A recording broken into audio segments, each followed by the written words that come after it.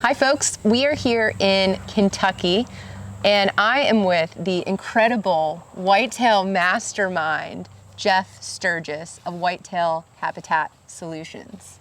Hey guys. Today, like I mentioned, we're here in Kentucky. We're actually at whitetail camp, deer camp right now. We're here with HuntWise. We've been hunting the past couple of days. There have been a couple bucks shot. We're going out again this evening. Big night tonight. Yeah. Tonight's going to be a good night. According to the HuntCast prediction, I think tonight's one of the best sits of the entire week. And change in wind direction. Yeah.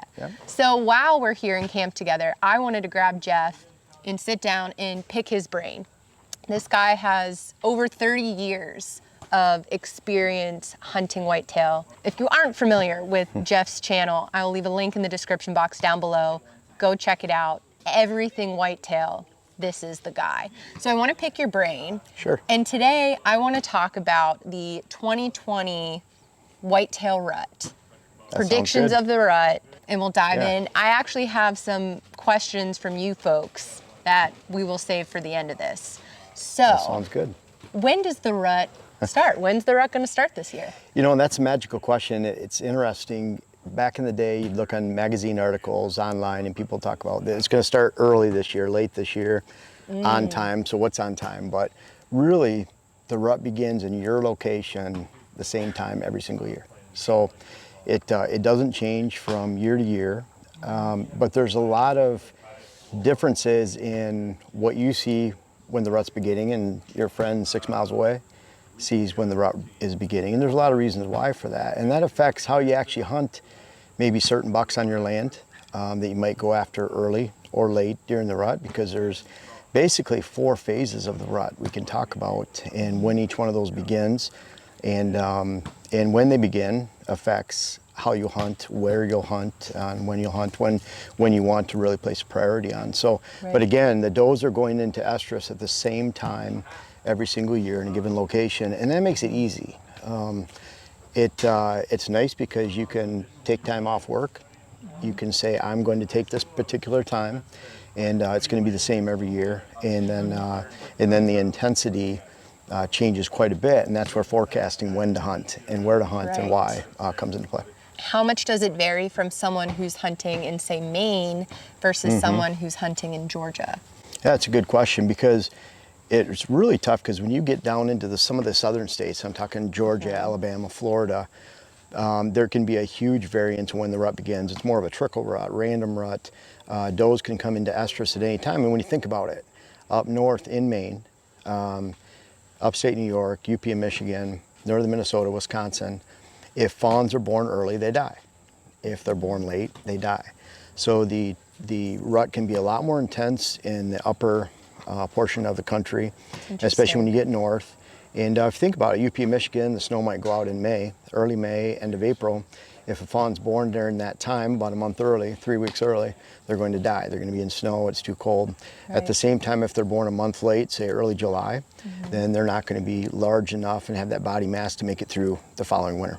So very intense short rut in the northern states, and that would include Minnesota, Wisconsin, Michigan, Pennsylvania, New York, all the way down into even across from Iowa, Illinois, Indiana, Ohio, and you could even include northern Kentucky, some of those areas, in Missouri, West Virginia. But you have those states over into Oklahoma that are pretty much a traditional rut. So, and you look at those northern states might begin pre-rut activity, which we can talk about. Can you break down the phases? Yeah, and so let's say a northern state is beginning pre-rut activity around the 20th of October. And what I mean by that, it might not mean that does are actually coming into estrus. It means that bucks are ready. There might be a few here and there. Again, they don't want to come in too early or those fawns are going to die. So over time, it's shortened. But they're exhibiting a lot of pre-rut activity. Now think about if it's 80 degrees and windy, then those deer are not going to be moving, especially in the form of bucks cruising between bedding areas. And that's when I see the pre-rut really beginning, when mature bucks are cruising between bedding areas. A water hole is a great indication of that. A water hole is great because deer are sitting dry in their bedding areas all day. They hit water on the way to evening food sources. They feed on green food sources, moisture-laden food all night, and they don't need to hit that water in the morning. So when you see the use of water holes and water ponds, whatever it might be, when you see that use pick up at 10 o'clock in the morning, 1 o'clock, noon, midday hours, then you know the pre-rut's on, because those bucks are exerting a lot of energy. They're moving around, and that to me is when the pre-rut begins. Interesting too is that they're not doing it when it's 70, 80 degrees and really hot. They're just sitting back in their bedding areas and not moving. They're doing it when it's cool enough for them to cruise comfortably. They work up a thirst, even though it's 40 degrees or 50, and they go hit the water hole. Some people would think it'd be the opposite. Right. That pre-rut in those northern states, you're gonna find as soon as the cold front hits, the 20th, it's not the cold front is making the does go into estrus, it's making it so the bucks feel comfortable to move. And so the does aren't coming into estrus, bucks are ready, and that'll happen around the 20th of October, 22nd in those northern states. When you get down to, say, northern Kentucky, that might be the 27th, the 28th, and if you get down, Tennessee, maybe even portions of North Carolina, you might see that more towards the end of October, that pre-rut begin, that traditional rut and pre-rut. Right. So, and what's something about that is if you have big bucks on your property, they're going to make a lot more rubs and scrapes. It's talked about like a yearling buck might only make 2 or 3 scrapes, a couple rubs the entire year. When they get to 2 years old, that might be 10 rubs, 20 rubs, and a handful of scrapes. When you get to 4 or 5 years old, they might make 50 scrapes and 200 rubs. Wow. So when you see a lot of activity early like that, it probably means you have a core buck around. That means the time to hunt them is right now. And if you're not seeing that sign, that doesn't mean the pre-rut didn't begin. It just means you didn't have an older buck in your area and you need to wait till the rut actually happens, the peak rut. I see. So that kind of sets the stage going forward when those pre-rut timings begin, and that roller coaster of the weather to really push the rutting behavior. And even during the peak rut will happen at the same time. Does will be bred at the same time, but if it's really hot during the day, poor weather, that breeding will just take place at night. So you'll see a lot less daylight movement. So does the intensity of the rut change year to year based on weather conditions? I believe wholly. So what do you think, so like for 2020 this year, how do you think like leading into this, are there certain weather patterns that you may be expecting? It's kind of interesting. You can't say what the weather's going to be three weeks in advance, but what you do see is, so right now we're in a warm up, and it looks like it's going to be warm. I'm trying to think of the date today. Is it this 8th? So I think it's the 8th today. Yeah, it's the 8th. So, yeah. So the 8th today, it's going to be warm, and so when you have that warmth for 7-10 days, it's going to be followed by a cool period, traditional. So that would, if you look at major temperature swings, that'd be warm right now, maybe cool 15th, and that's showing it. If you look on HuntCast, it's showing an 82% day in most states around the 13th, 14th of October. And so that cold period will kick up a lot of what I would call October lull activity, good feeding opportunity. Yeah. That would say that following week might be a little bit warmer. You see these big trends, and that would put more cold towards the end of October, but who knows? Right. So, but definitely if it's 2012, if you go back on Weather Underground, some of the historical weather platforms, you can see that 2012 was a very volatile October, November. It was a cold October, November. A lot of people said it was an outstanding rut. If you look at weather charts for month, they went up and down, very sharp.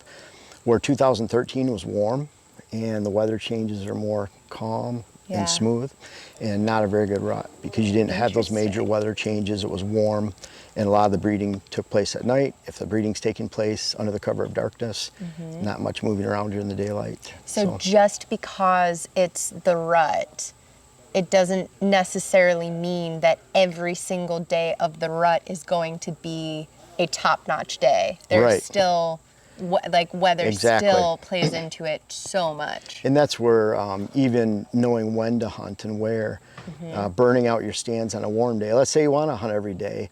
It's not a good idea to go into your best stands and really push those tree stands, blinds, and ruin them on a warm day. Go on off to the side somewhere and really save those days. But at the same time, most of us can't hunt every day. I mean, you're very busy. I am too. I have to be very efficient, and this is why I came up with the weather algorithm that we infused into HuntCast, is I had young family, I worked, I was very busy with self-employed business, and so I had to be very careful when I went hunting that I maximized my time. I didn't want to go on a 3-day weekend, just to go on a 3-day weekend when it was going to be a high of 75 in early November in Michigan, and when I could have waited and gone midweek the next week for 1 day and it was going to be a high of 52. And we had that really big extreme weather, so you can really prioritize the days that you go, not only when you go hunting, but where. Right. I think it really holds true to the idea, hunt smarter, not harder. Definitely. And of course, you want to hunt hard, but Yeah. you want to hunt smart more than anything. Oh, for sure. And that kind of, there's an old saying I can't stand in hunting, is you can't shoot deer sitting on the couch, but you sure can. The more you put time into quality over quantity, the number of bucks and age of bucks will go up significantly. I usually shoot a mature buck every 6 or 7 sits going through that, where in the past I can think of 2006, I sat 110 times in 4 states over 4.5 months. I shot 2 bucks, but that was, 1 buck every 55 sits if you look. And I passed up over 50 year that 50 bucks that year, but at the same time going after those mature bucks that I like to shoot, it you really need to learn that less is more when it comes to consistently shooting the best deer in the neighborhood. Right. One of the things with the rut and the progression of the rut, what I really like is once you really dive into that framework and accept it, that it's going to begin at the same time. The pre-rut's going to begin. If you don't have older bucks, you're not going to see that pre-rut activity. It's interesting, that pre-rut, let's say, let's just use central Indiana. Let's say the pre-rut began around October 25th, and you're going forward and you're seeing a lot of great activity, especially when it's cold. Well, all of a sudden, those does are starting to come into estrus, and that would be 7 to 10 days later. Let's say the 2nd of November, the 1st, the 3rd, the 5th. That's when it's not that every doe is coming into estrus. It's not that there's a peak of estrus activity. It's just that there's so many does coming in that every buck gets invited to the party. So there's a doe for every buck to go around. There's always more does than bucks, and so that's when you experience that rut lockdown, where initially there's a high percentage of bucks that are on does. It takes them 2 or 3 days, 4 days to breed. They only breed 3 or 4 does at the most during that primary rut period. It's every 2, 3, 4 days. So they breed those does, and it seems like nothing's happening in the woods. Then all of a sudden those bucks start releasing from does, the peak rut begins, and then it's pretty helter-skelter for 7 to 10 days. You run into that post-rut, and let's say that central Indiana example, then by the 18th to 20th, you're really winding down of November for rut activity. I call that the post-rut, where it's just that final 3-4 days. Those old bucks don't want to let go. If it's warm weather, they're not going to cruise 2 miles looking for other does, but if it's comfortable cruising conditions, then they might cruise a mile or 2. In all of that, I really love to focus on morning bedding stand locations, away from food sources. And then I like to flip the food sources in the evening. A lot of times people sit all day in one stand, and if it's a great evening stand and they're sitting there in the morning and it's food related, they might bust out those does going in the morning. If it's a great morning stand and they're sitting there in the morning, the closer it gets to dark, the more there's deer moving towards food. So you're actually losing value as the day moves on. So I like to score the day. Where am I sitting in the morning? Where am I sitting in the evening? Bedding areas in the morning for the entire rut, and then food sources in the evening. Often that means 2 stand locations. Between bedding areas, in that X of bedding and food, maybe you can sit in a stand all day, but it has to relate to morning and evening food movement if you're going to sit there all day. And certainly follow the roller coaster of the weather.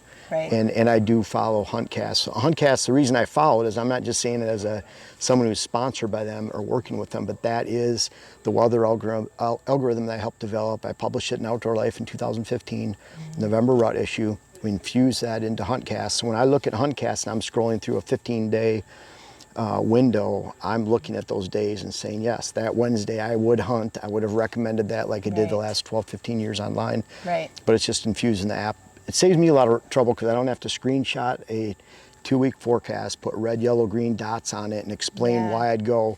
it's all right there. In the algorithm. Yes, and so that's how I hunt the entire season. That's how I've been hunting since the early 90s for hunting whitetails and trying to maximize my time. So yeah, well, I'm excited to use it this hunting season. I've I'm already excited used it for a you to little use it, bit. yeah. I've already used it a little bit, just like the archery opener in Pennsylvania. Sure.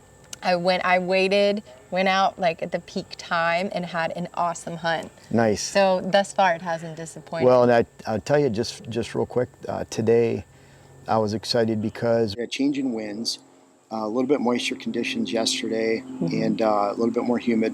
Today the air's cleaner, and it's a little bit fresher, so we have that change of weather. Plus it dropped about 6-7 degrees, so I think tonight at 6 o'clock it's saying, in this afternoon time slot it's supposed to be an 82% day in our area. So I'm thinking we're going to have some good luck here. I know. HuntWise crew, we're due. It's going to be fun. We've already had 2 bucks shot in camp, so including your husband, his buck. So, but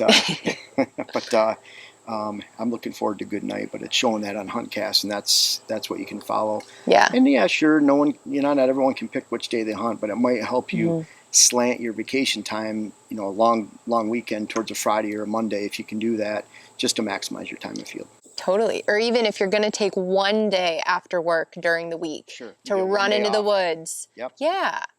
Like making sure that it's the right day. Yeah, so just maximize your time. There's some 70s, 80s, 90s, 100% days, but those are, I would estimate, 1 to 2 out of every 10 days. Yeah. You have 3 or 4 that those mid-range 30 to 50, 60%, and then the rest, at least half, maybe even 40%, or maybe 60% are those low value 0, 5, 15% days that maybe you should consider spending time with family, career, whatever. So. Let's jump into some questions. Cool. We've got some good ones. Yeah. Okay, you ready? These are random, unrehearsed questions. Yeah.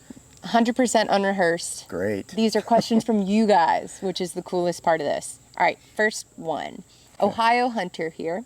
How is the climate change, quote unquote, mild winters affecting the rut this year, in your opinion? Not at all. The rut is does cue off the amount of light in the sky. Not much different than leaves turning. For leaf turning, you can get a really quick leaf turn if you get some frost, hard frost, killing frost. But at the same time, the does are coming into estrus every single year at that time, not based on weather influence or how cold it is or even the moon. It's based on a whole host of factors. The gestation period of the fawns, but especially the amount of light in the sky. And kind of, if you look at the moon, might be bright, it's darker at this time, it's all an average. So they're coming into the same period of estrus every single year. Again, not based on the climate or the weather or anything else. So central Ohio, let's say, for example, that pre-rut should begin 25th of October, somewhere around there where you really actually see, and again, that's that cruising between bedding areas that doesn't take place by mature bucks other than until that pre-rut begins. And so that's one really good indication where you're seeing 10 o'clock buck movement. I like hunting the mornings because bucks are a lot more likely to cruise about 3 times longer than they are in the afternoon hours. Interesting. So they'll cruise all morning long. It's cool. You might have a high of 57, might have been a low of 27 that night before. And that's still in the high 30s, low 40s by noon, so those still comfortable cruising conditions. Might be a high of 57 that day, cools down a little bit before dark, and then they're moving then. But again, the weather will influence daylight rutting activity, but not necessarily, or even at all, when those does come into estrus. Nice. Which is a good thing. Yeah. When the forecast is 30% or lower, should I just not go hunting? Or how am I supposed to take that and change where I'm hunting that day? So if you're going to still hunt. So let's say like it's a Saturday. Yeah. You got to get in the woods. I would take a stand that was not a high priority stand. I'm maximizing and really putting a priority on my high quality morning stands where they're adjacent to a bedding area. I go in through a back door. I'm not going in through a food source. I'm waiting for the deer to come back to me at 8:39, 10 o'clock in the morning. Those are what I call 40% stands. Those are where 75% of my bucks are shot in the morning. So I'm not going to go in there during a warm time where that buck might have beat me back to his bedding area. I kick him out and the season's ruined then for that particular buck. So I'm hunting off to the side in an area where I can still go out in the woods and enjoy going out hunting if I'm going to go hunting, and but I'm not going to put a major negative impact on the property, whether I'm hunting on public or private land. Great time to do some fishing in the fall, some grouse hunting, cider mill with the family, spend time with some friends, something like that. That's great advice. Excuse me, probably sucked in a bug. Oh no, take your time. Yeah, I'm getting rushed over here. Yeah, there are some big ones flying around. You might have got have to, that. I know I needed a knife and a fork for that one. You might have got it on film. This is a little specific. Do you have any advice on how to best hunt a 15-acre lot that deer only come in order to eat every few days? That's a good question. Certainly I wouldn't go in there in the morning, because if they're coming in to feed, that's the afternoon, evening hours. And so a lot of times you can go into a stand like that, and sometimes you're going in with the deer in the morning, or they're coming into that wood lot. You don't know where they're coming into from on the outside, and so they're hitting your scent in the morning on the way into that. A lot of times they'll approach from the downwind, especially when it's a small 15-acre area. Yeah. So I'm focusing on afternoon, evening hunting, focusing on where those deer would be feeding on the edge of the property. Maybe they're on the property and I can get into a stand location without spooking them. It's screened on the outside so I can get in. Maybe I'm waiting for them to come in to land off a neighbor property. But really placing, anytime there's feeding involved, I'm placing a priority on the evening. That allows me to get into stands from a safe side that I don't think the deer are bedding on, next to an area where they might be moving on and off a parcel too. Nice. So That's great advice. Newer PA hunter here. I plan on trying a self-climber tree stand for the first time. Any tips or strategies on how to climb up the tree a little more quiet? that's a tough one. So I hunt a lot on public land with climbers. Yeah. And I like climbers because within a couple quick connections, I'm going up a tree. And I like them too because I can get up to 20, 25 feet. Even if I have a cameraman, they might be at 25 to 30. Yeah. So in these big open, especially Pennsylvania, I've shot a lot of deer, a lot of bucks on Pennsylvania game lands with a climber in big open hardwoods. And so I like to get up high. Really, I'm looking at it that a lot of times where I'm hunting on public land or where I'm going on public land, if that's what we're talking about, I'm going in an hour, 45 minutes, hour and 15 minutes. I'm going back a long ways. I don't necessarily expect those deer to be back there until middle of the morning when hunters are starting to move around a little bit. Maybe I'm next to a bedding area where I expect them to be feeding on an oak flat, on a bench or saddle somewhere. I'm waiting for them to come back to me. So I feel because of the amount of space that you have in some of those settings that you can get away with a lot more noise. I'm not saying that you don't try to be quiet, but there's climbers that are quieter than others. I find that the more metal that's on the climber, it seems like the louder it is. I like the open shot, bow shot climbers where I can get up very quietly and go slowly. But So is it mostly about giving yourself enough time to actually... in space. To climb up. Yeah, when like the Shawnee State Forest in Ohio, 65,000 acres, I've hunted that. I hunted that 7 years. And where we went in to hunt, we didn't feel like the deer were going to be there in those morning areas. So we could afford to make a little bit of noise getting in. It's so critical when you're on 15 acres, 20 acres, 40 acres. And that's where I'm using hang-on stands, fixed position, because one climber on 40 acres can literally clear the property of deer in a lot of these higher pressure states of Pennsylvania, New York, Michigan, Wisconsin, Minnesota, Ohio. You can't afford to use and make a lot of noise in some of those areas on small parcels. So I like to fix position where I can just sneak in, climb immediately up, and be quiet. So, but on public land, you're dealing with 65,000 acre Shawnee. I don't know what the Allegheny forest is. It's almost 500,000. Yes, and so when I'm going into areas there, literally, I'm getting away from those parking areas a long way, so I can afford to make a little bit of noise. But then when I'm in the stand, I'm trying to be dead quiet. Right. That's where you can get in trouble. But Yeah. Good question. Florida hunter here. Oh, nice. Best advice for beating the heat in early season to avoid human scent from heavy sweat. Okay, so here, look at this way. I'm in Wisconsin, and so when in Minnesota now, but still the same hills, 400 to 450 foot change in elevation. When I go uphill for a half hour on 40 acres to get into a stand, I'm sweating like a pig. The best form of sweat and scent control, if you're getting hot and sweaty, is your stand location. And so I'm trying to never assume or think or believe in any way that I can actually control my scent once I get to being on stand. But you can control your scent on the way in and out of the stand by not leaving a spider web of scent through your legs and your boots. And so I encourage you to keep your legs clean, your boots clean. Spray down. We use Limit Shield, but whatever you use, I've used spraying scent eliminators.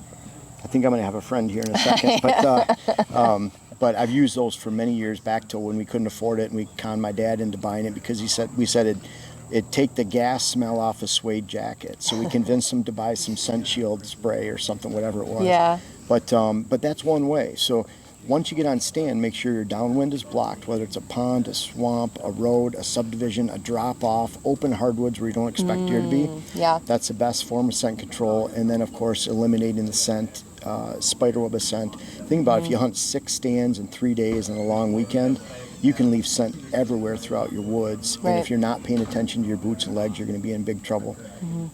So that'd be the best way. Yeah. And I can imagine in Florida, that's You know what's it's a interesting? sweady location. Well, Florida, do we have a new producer here? Or Yeah, I know. But Toss her to the side. something interesting with Florida, and I get questions all the time. Well, we never get cold fronts. Right. But Well, you do, so there's a difference.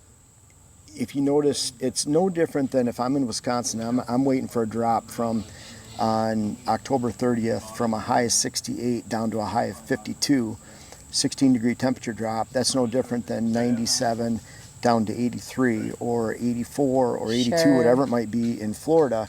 It's the same. It's all relative, and that's no different in Wisconsin.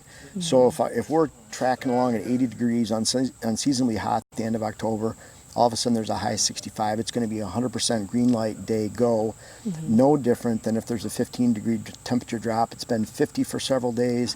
It drops to 35. You got to head to the woods. So it's all relative. Doesn't matter if you're in Texas, Oklahoma. You look for those 7, 8, 10-degree temperature drops. Right. If you can't find them in daytime highs, look for those morning lows. From morning low to morning low, see if there's a difference in 7, 8 degree temperature drop and go from there. So Yeah. even Florida can hunt cold fronts, even if that cold front means it's a drop from 99 to 83. yeah, look for the change in temperature. Definitely. Yeah. Okay. How will this dark moon affect the rut? That's a good question. One thing when we get into it, the dark moon does not affect it at all, but what does affect it is the full moon on October 31st of this year. So when you have that bright moon Spooky. rising, yes, and when you have that bright moon rising in the evening, deer feed 5 times in a 24-hour period. That means they're going to feed high in the hog, they're going to feed late, they're going to get out of their beds late in the evening, poor sits in the evening typically. Not to say you don't go hunting, but not a good sit opportunity usually. They're feeding all night, safe and social. That means they feed 5 times, so that means twice at night they're feeding high. In the morning hours, that means they're back in their beds early. They're not going to feed because they just fattened up all night. But that means late morning is a great opportunity to hunt because they're going to be hungry.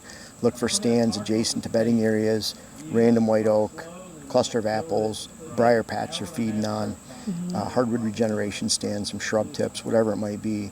And then and look for that type of opportunity around the full moon. But outside of that, the rut's going to be game on as determined by the weather quality. Right, regardless of the moon. Right. What is the ideal time to start grunting and rattling? Is it effective to start doing it earlier than the so-called right time? Yeah, and you know, when is the right time? So if I'm in a state like Kansas where there's 25,000 bow hunters and bucks die of old age, I can bang some antlers together and probably get a pretty good response. Texas, brush country where there's not a lot of hunting pressure, Iowa, you're going to get a lot better response for rattling antlers, decoys, everything. But when you get into some of these high pressure states, and I'm talking, you know, Vermont, Maine, down to Pennsylvania, New York, over to Minnesota, down to portions of Illinois, northern Indiana, Ohio, you know, big area. Yeah. do you really want to announce where you're at in your small wood lot surrounded by a lot of hunters? Right. We had a hunter 2 years ago that was banging on calls, and deer were running from him 300 yards away, and you could just tell he went through the snort wheeze, he went through the growl, and he went through the rattling. He took everything out, and I assume he saw a big buck somewhere, but anyways, he was trying to pull him in. Regardless, it didn't pull anything. It repelled a lot of deer. I carry a grunt call with me 100% of the time when I hunt. It's my favorite call.